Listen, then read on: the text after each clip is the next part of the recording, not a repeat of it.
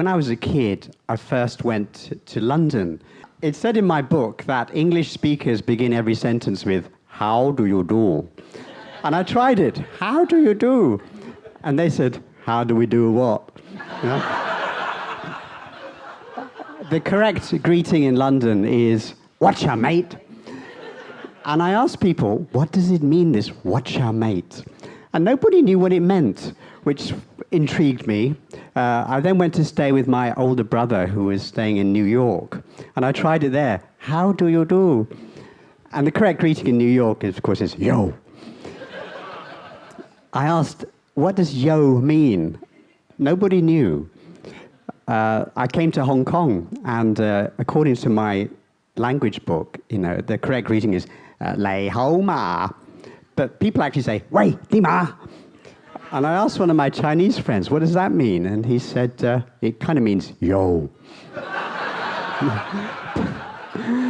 But so this whole language thing was intriguing to me. So I created these two characters. One was an old Chinese gentleman. One was a young Western female. And of course, they don't understand anything each other says. And eventually, of course, it's based on my attempts to communicate in the West. And eventually, the old Chinese man realizes that the word for yes is whatever. And there are three phrases for no: as if, in your dreams, and yeah, right. This is confusing for Asians. And then I got into terrible trouble in the 90s in Hong Kong. And I knew I've always had trouble with censorship. And that's why I had to leave, my family had to leave Sri Lanka in the end. And I realized that I was going to be thrown out of Hong Kong any day now. I was working at the South China Morning Post then, and the censorship was just ludicrous. And so a friend said, "You better switch your books to Singapore right now." So I did. I used cut and replace and changed everything to Singapore. And of course, it didn't work. It didn't work at all. And my colleagues at the South China Morning Post were saying things like, "Put la at the end of every sentence. It'll sound Singaporean." But, I love language, so I refused. I flew to Singapore, and I went around taping Singaporeans. And I discovered this wonderful, wonderful language where you must speak it. Ya la. Yeah.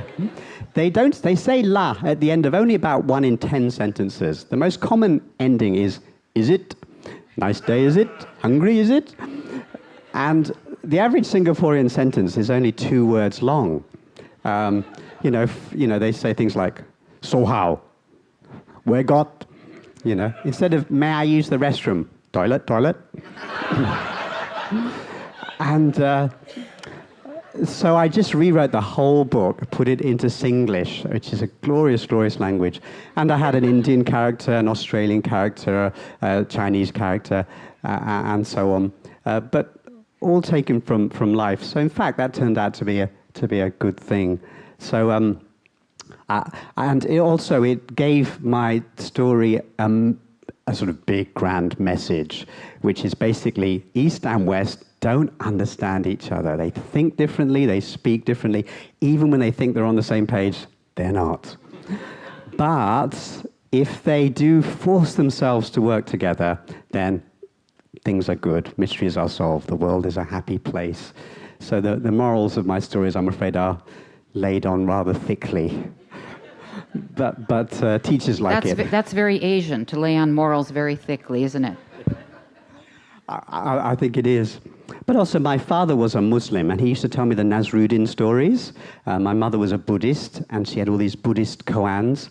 And I love these ancient Asian stories because they're not neat and tidy. They're kind of mysterious. They're a bit funny, and you have to think really hard about what the message is. So I thought, right, that's the model for an Asian detective story. Mysterious, funny, strange, and just not quite neat, but satisfying. So that's what my stories are modeled on. And in fact, in my books, the the main character, Mr. Wong, is writing his own book. And so there are snippets of his book all the way along. And about every 2 months or so, I get a letter from a reader who says, I don't like your book, but I like Mr. Wong's book. Where can I buy it?